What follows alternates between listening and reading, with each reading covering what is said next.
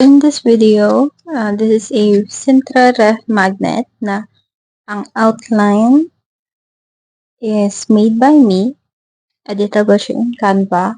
And in the video, it's 2 by 3 inches siya.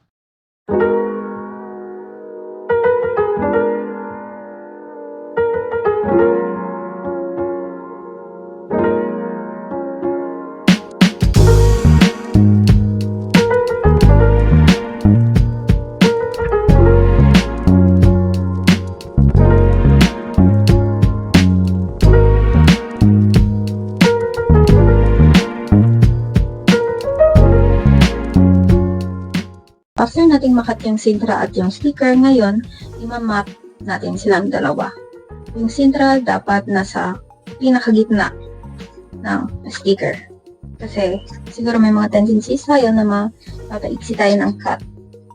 Pero ang technique yan is dapat sobra talaga ang cut ng Sintra. Kasi habang nagmamapping tayo, pwede natin i-trim ng paunti-unti yan. Pero in this video, napaiksi ko. And I have no spare na Sintra.